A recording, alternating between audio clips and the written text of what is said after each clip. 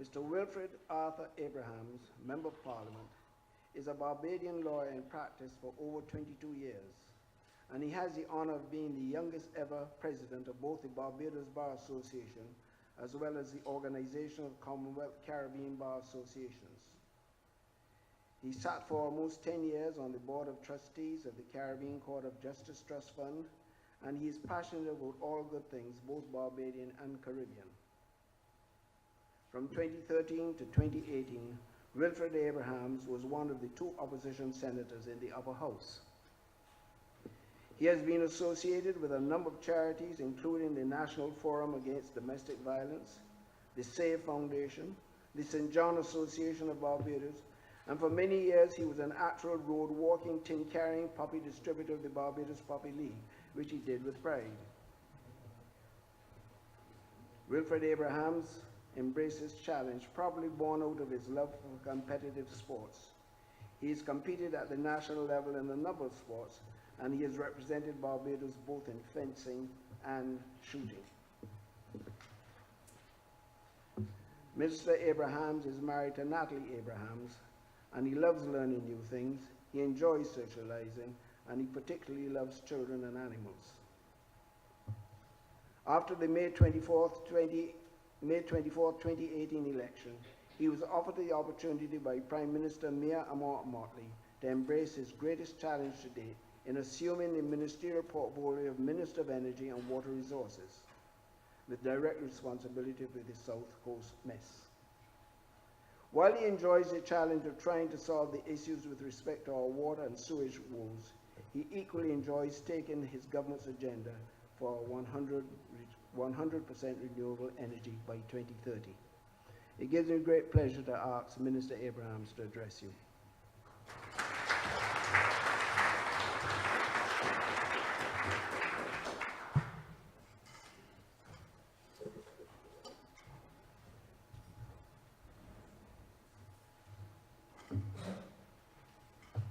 Good morning, everyone. Members of the head table, members of the Barbados Association of Professional Engineers, and all of the rest of you. I recognize a lot of you. Some I don't know. I'm sure I'll get to know you at least by my third or fourth term in government.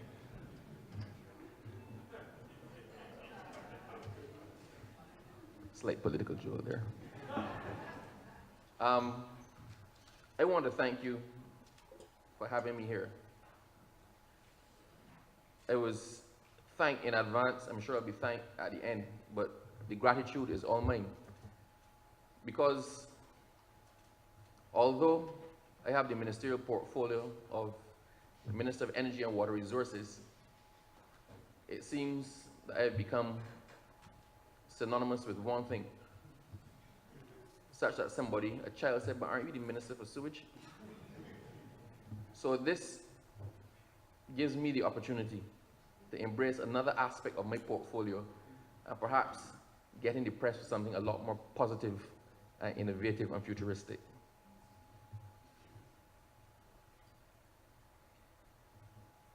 In determining the format of this feature address, and in knowing that most of you are already well aware of the many challenges and other issues facing the energy sector, I took it upon myself to present not just an academic dissertation of the need, vision, and policy of the Ministry of Responsibility for Energy, but to take it further and outline in concept what the Ministry has determined are the most critical components to achieve the necessary ideological, philosophical, and practical shift which our transition away from fossil fuels will require.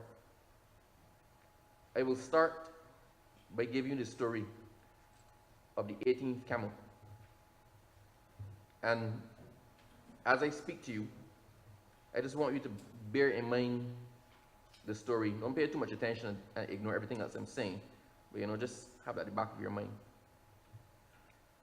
A father left 17 camels as an asset for his 3 sons. When he passed away, the sons opened up his will. The will of the farmer stated that the eldest son should get half of the 17 camels, the middle son should be given 1/3 of the 17 camels, and the youngest son should be given 1/9 of the 17 camels. You all are all engineers, majority of you. So I hope that you realize it is not possible to divide 17 either in half, by 3, or by 9. So, as would happen, the sons started to fight with each other. So they decided to go to a wise man. The wise man listened patiently about the will. The wise man, after giving this some thought, brought one of his own camels and added the same to the 17. That increased the total of camels to 18. Now he started reading the father's will. Half of 18 is 9, so he gave 9 camels to the eldest son. 1/3 of 18 is 6, so he gave 6 camels to the second son. 1/9 of 18 is 2, so he gave 2 camels to the youngest son. So as you are engineers, and I'm sure you'll be adding as we go along, 9 plus 6 plus 2 equals 17. And that left 1 camel, which the wise man took back. The moral of this is that the attitude of negotiation and problem solving is to find the 18th camel, i.e. the common ground. Once people are able to find the common ground, the issue is resolved. It is difficult at times. However, to reach a solution, the first step is to believe that there is a solution. If we think that there is no solution, we will never get there. You are well aware that the Ministry of Energy and Water Resources is operating in a transformative mode like the rest of our government. The potential for resuscitation of the economy lies in the operationalization of the ministry's mandate under this new government. While this knowledge has existed within the sector for more than a decade and has seen the ministry outline over a period of years the policies, programs, and projects that were intended to bring about the true potential transition of the sector, the realities of our current position, informed by the precarious debt situation, the IMF-approved program that we have embarked upon, as well as the realities of the effect of climate change on small island developing states, have mandated a change in the way we live. And this Mia-Mottley-led administration has put its hand up and accepted the challenge to lead the way. On the 25th of May, we came into government to find a number of programs in train, some shepherding us further down the path of fiscal irresponsibility that warranted and necessitated summary dismissal, and others with merit that we could build upon. Among the latter was the work completed by the then Division of Energy, now the Ministry of Energy, to spell out a national energy policy for the period 2017 to 2037. And whereas the majority of this body of work remains relevant, well-structured, and truly implementable, the imminence of the fiscal precipice, as well as recent global events which have brought home to the world the fact that climate change is real and escalating, has informed the decision of this government to fast-track the implementation of elements critical to achieving carbon neutrality. This will be done by seeking to update and repurpose the policies, targets, and roadmap in order to pave the way for Barbados to become the first country to derive all of its energy from renewable sources by 2030. There is no time now for loitering on the steps of innovation and progress. What is required now is certainty and commitment to the 2030 vision. The Barbados National Energy Policy, as originally constructed, benefited greatly from the contribution of all stakeholders and was led by the National Energy Task Force, which took full appreciation of the intentions of the ministry and acknowledged not only the work required for completion of the policy, but also keenly appreciated the inputs necessary for determining a stable pricing mechanism for renewables. This task force continues to function in its capacity as valuable contributors to the structure and construct of a new energy sector, and includes representatives from the Barbados Light and Power, the Ministry of the Environment, representatives from the agricultural sector, tourism, and many others. At this point, I'm going to pause slightly to thank BLMP for their partnership with the Ministry of Energy, which was borne out this morning. I was slightly late and I apologize for being late, but I worked on this address last night and very early this morning, and I emailed it to my ministry to have it printed.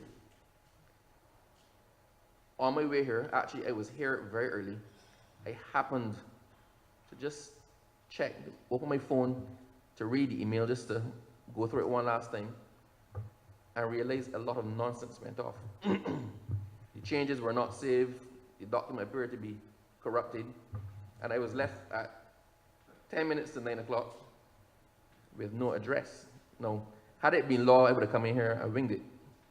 As it was not law, and I'm here presenting before people who probably know more about this field than I do, I called my wife, who happens to work at Light and Power. I said, the nation needs Light and Power. So I was able to go to Light and Power and sit down and pretty much redo the address in 20 minutes and get it printed, and I'm here. So Roger Blackman and Light and Power, the government of Barbados thanks you.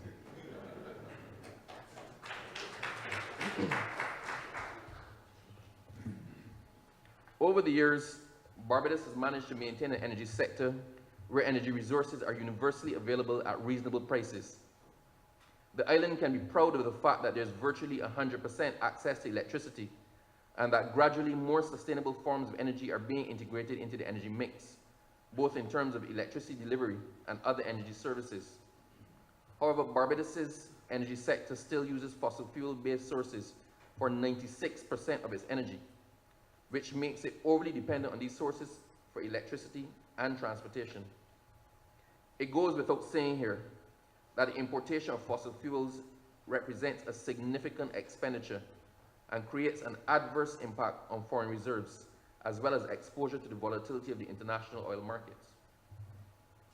This proliferation of fossil fuel-based energy exists in spite of programs and projects specifically intended to displace fossil fuels and replace them with more sustainable options. The ministry must be lauded for the work which outlines a functioning regulatory and legislative framework and involves the success of the ministry's external and internally funded projects. In brief, these projects were all designed from an original vision which spoke to having an energy secure nation with a sustainable, vibrant, and innovative energy sector, and was guided by a mission that sought to foster development within the energy sector through innovation and workable partnerships, which promoted a strong economy and a healthy environment. You may recall some of the work from these efforts, such as the original Energy Smart Fund, which was conceptualized in the Sustainable Energy Framework for Barbados, and which included an innovative approach to engaging the private sector. The project was successfully executed and saw a number of renewable and energy efficiency loans issued to small and medium-sized businesses in the private sector at preferred concessionary rates. These loans totaled Barbados $15 million and funded the uptake of almost 2 megawatts of renewable energy, which doubled the original target set out in the project document. There also exists in the Ministry of Projects specifically targeted to the public sector, known as the Public Sector Smart Energy Program, which was funded by the EU and IDB, and which is intended to extend the activities in the private sector into the public sector, with a particular objective to not only reduce the cost of energy to government, but also to reduce the amount of energy being used in the public service, and these things go hand in hand.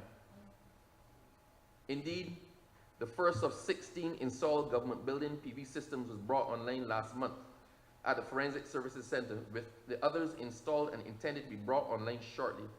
This is occurring after the completion of all the requisite energy audits on the buildings. This ongoing work, along with other projects and subcomponents of projects such as the UNDP DREAM project, the school's net energy project, the work to replace street lights with more efficient lighting technology, the partial electrification of government's vehicle fleet, and similarly focused work exists as evidence that the government is committed to transitioning this sector away from the heavy reliance on fossil fuels and into a much more sustainable energy mix. In this government, we must lead and must be seen to be leading from the front. The efforts in securing a more sustainable energy mix provides reason for optimism. The establishment of these photovoltaic projects through the island in the last 5 years has led to many new players expanding the market, by some 13 megawatts of distributed solar PV, and is certain to be mentioned at some point in time today by Mr. Roger Blackman of BLMP. The local utility has played its part by establishing a 10 megawatt solar PV farm. But what is required to take us further? How can we move from 4% to 100% renewables on the grid? And what does government have to do to take everyone with us and ensure full participation from all stakeholders and participants in the process, while acknowledging the challenge posed in losing the financial flows that accrue from fossil fuel sales? Indeed, recent discussions on the transition to renewables acknowledges new considerations such as pricing, development of wind technology, storage and baseload sources of electricity. These are new critical aspects of developing and implementing the new roadmap and policy for the energy sector. We must bear in mind that the original expansion of PV installations benefited in large measure from the facilitation of the Renewable Energy Rider and the fiscal incentives implemented in 2013 to support the use of renewable energy in electricity supplies by homes and businesses. Initially, the price paid for renewable energy was linked to the price of fossil fuels through the fuel clause adjustment. However, as oil prices fell, the fuel clause adjustment of BLMP also fell, resulting in considerably less incentive for new individuals to invest in generating electricity to sell to the grid through renewable energy technologies. This was resolved by having a fixed sales price for the renewable energy sold to the grid, albeit on a temporary basis. As such, for the establishment of a long-term solution, there's an urgent need for the National Energy Task Force to finalize a mechanism that will allow for sustainable growth of renewable energy based on predictable and effective price signals to the consumer. Much work and analysis has already gone into preparation of a stable pricing mechanism for renewables, and it is hoped that we will soon be in a position to formalize a policy at the level of Cabinet. As a small island state which is strategically located as a gem of the Caribbean island chain, Barbados benefits from the abundance of sunshine, strong and measurable prevailing trade winds, and the forceful and predictable currents of the Atlantic Ocean. All of these stand as potential sources of energy for the generation of electricity. However, besides this, Barbados has also been blessed with an entrepreneurial class that is driven to help bring about a renewable energy revolution with the importation of electric vehicles, the installation and use of battery storage, the installation of PV rooftop and ground mount systems, the manufacturing of biodiesel, expansion in the area of biomass, expressions of interest in wind and waste-to-energy projects, the ones that make sense, and even concepts as visionary. Sorry. When I behave badly, I have to drink water. Expressions of interest in wind and waste-to-energy projects, and even concepts as visionary as offshore wind installations. While wind energy has not taken off significantly, there are still plans to develop this technology to operate in a complementary way with existing solar installations. Typically, wind does not impact negatively on the use of land space since the wind turbines have a very small footprint. The issues with the implementation of wind technology as a viable onshore option are more logistical in terms of infrastructure and transportation than philosophical. We are, however, committed to exploring all options, including that of offshore wind applications, as well as the opportunities which exist for ocean energy. With respect to biofuels, there will be an increased demand for biofuels, including solid waste, which will create an additional revenue source for sugarcane farmers and those producing energy crops, such as cane grass and river tamarind. The question that keeps arising is, how do we get from where we are to where we want to be? As a possible transition fuel, the expansion of the use of natural gas within Barbados for cooking and in industry has also had a positive impact, with this fuel replacing less sustainable forms of fossil fuel energy, as well as electric burners. This has been beneficial, although the transition to 100% renewable energy will require us to evolve to renewable energy-based cooking, or electric cookers, using a 100% renewable energy grid. Consider that without solar water heaters, the local consumption of electricity would be 13% higher than what is currently being used. And there is no doubt that these industries have made a significant social impact at a household level and signal to consumers that it is possible to achieve environmental sustainability in energy while at the same time reaping economic benefits. These non-solar technologies are critically important, and the development of these resources is essential to maintaining the sustainability of the sector. It is also important to identify overall strategies for increasing the penetration of renewable energy technologies, while at the same time identifying the appropriate level of development of each specific renewable energy technology. To break out the specific RE technologies which can be harnessed, the objectives for each, as well as the applicable policy measures, there must be clear articulation from the government. A diversity of sustainable energy options is central to achieve the national target of 100% renewable energy by 2030 in a manner that increases the amount of renewable energy sources used in the energy mix to the extent that it can be accommodated from a technical and socio-economic perspective. The renewable energy subsectors of solar energy, bioenergy, wind energy, ocean energy, and storage must be given prescribed broad objectives that include, among other requirements, allowing for the greatest viable number of competing players in the market and providing significant opportunities to generate wealth. Exhibiting a strong relationship between local renewable energy projects and regional and international renewable energy initiatives. Having optimum account separation of generation from transmission and distribution assets. Establishing a clear direction for optimum diversification of energy resources in the RE subsector. Providing clarity for the electric utility on the direction regarding the type of energy market that is desired. Maximizing the amount of manufacturing or assembly of renewable energy products within the country that is financially and economically viable. Optimizing training opportunities in the application of established and emerging RE technologies. Operating within a regulatory regime that incentivizes investment. Showing a high level of transparency in the granting of licenses to players within the RE sector. And placing greater emphasis on the development of RE technologies ideally suited to Barbados or Caribbean conditions. And lastly, with regard to transportation, which utilizes 30% of all fuel imported presently. Discussions with those in the transport sector also suggest that improvements in sustainability are possible, with local car dealers becoming involved in bringing electric and hybrid vehicles into the island. There are currently over 300 electric vehicles in Barbados. More RE in the production of electricity in Barbados, coupled with a greater level of hybrid or electric vehicles, could significantly improve the sustainability of the energy mix in both the transport and electricity sectors.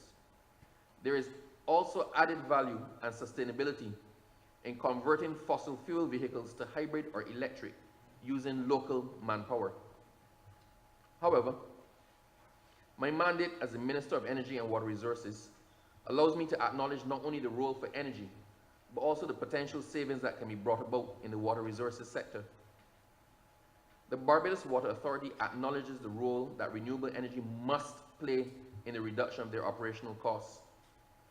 Most recent statistics have continued to show that as an entity, the BWA is the largest consumer of electricity in the island, using between 5 and 8% of the daily grid capacity of the utility that is estimated at an estimated cost of over $2.2 million per month. These costs largely inform the development of a project aimed at achieving water sector resilience as a nexus for sustainability. This project was initially developed as a cross-cutting initiative intended to achieve both mitigation and adaptation benefits by reducing emissions from energy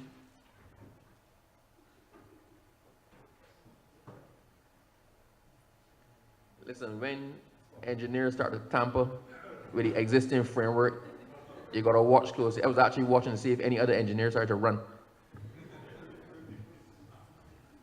You good? All right. This project was initially developed as a cross-cutting initiative intended to achieve both mitigation and adaptation benefits by reducing emissions from energy and power generation, while at the same time increasing the resilience of the sector responsible for the provision of the single most valuable resource on Earth. This ambitious project is intended to demonstrate how mitigation actions married to adaptation options can act as complements to address the potentially destabilizing effects that can be caused by disruption to the local water supply. Most of Barbados is blissfully unaware of what we went through with the recent weather events. We had constant meetings, some of you in here were there, with all of the important sectors to determine the plan of action if things went down. And it was during those meetings that the true vulnerability of the Barbados Water Authority became very apparent. I don't want to say too much and freak out everybody, but most of you are blissfully unaware that the Bell Pumping Station, from where we access 1/3 of the population's water supply, presently has no sustainable backup mechanism in place for power failure from the electrical grid. Nor is there any power storage capacity that will be able to sustain operations for an extended period of time. The project I was just speaking about will result in a paradigm shift that, one, makes the Barbadian society aware of the impacts of climate change threatening the island's drinking water supply. Two, creates resilience to severe weather events. Three, reduces greenhouse gas emissions. 4, reduces energy consumption. 5, promotes appropriate use of diverse water sources.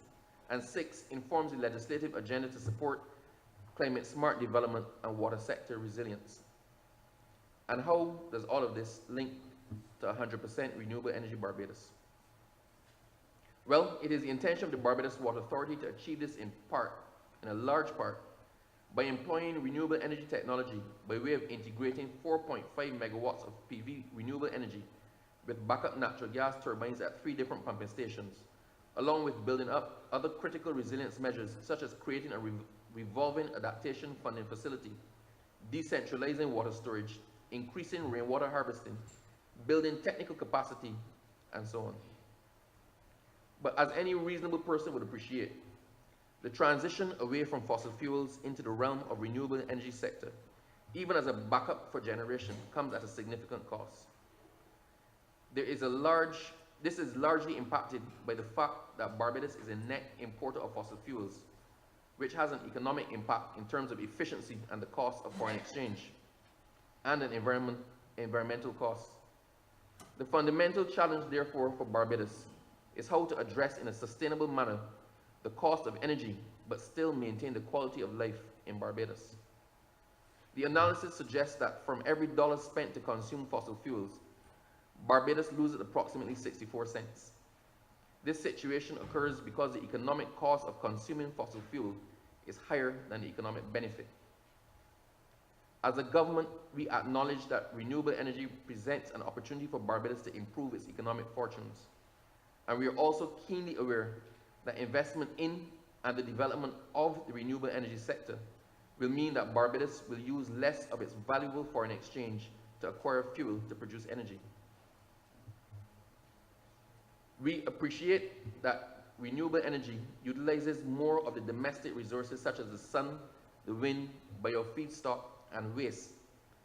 This means that the recurring feedstock cost can be reduced to 0 in some cases, with a consequent reduction in the drain on our foreign reserves associated with energy production.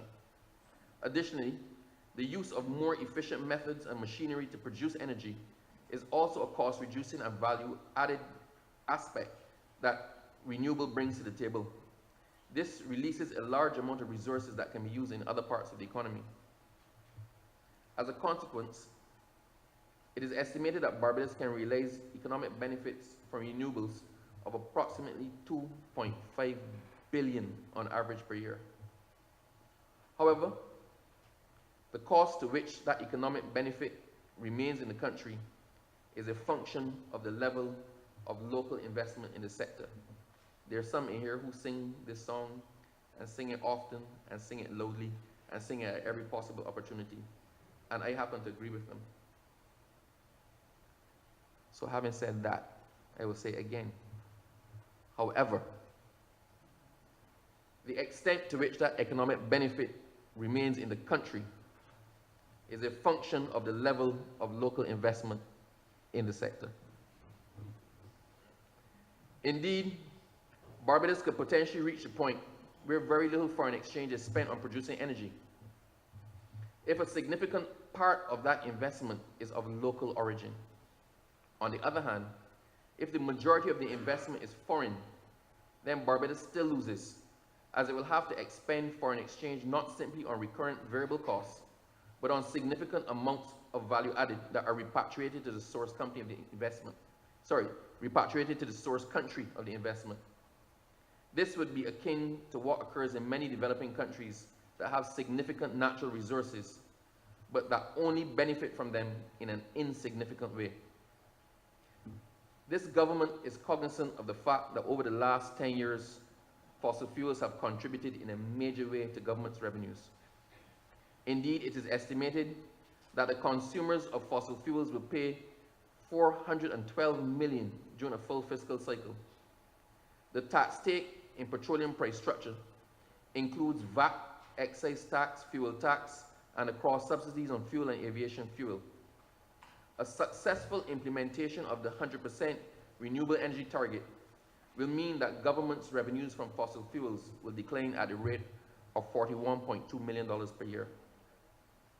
The decline of any amount of revenue at a time when the government will be addressing a cash flow challenge increases the risk and uncertainty which the local renewable energy sector has regarding the implementation of the target of 100% RE by 2030.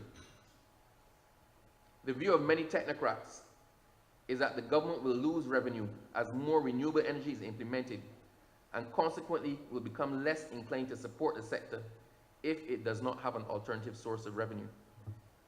However, the ministry has developed a series of measures as outlined before, both in the short and long term, which are intended to catapult the sector from its present position into the realm of the achievable by creating not only the necessary regulatory and legislative framework, not only by stimulating the participation of our entrepreneurial class as has been done, not only by leading from the front and implementing our own governmental projects as has been done, but also by driving home a consistent, informed, and focused message that Barbados will continue to punch above its weight and become the first country to derive all of its energy from renewable sources by 2030. It will not be easy, but I challenge you. Let us dare to dream of a quiet, efficient, clean, carbon-neutral Barbados. It is entirely possible if we rise to the challenge and we're committed to the ideal. I am committed. My Prime Minister is committed. Our government is committed. Are you? Before you answer that question, remember the 18th camel. I thank you.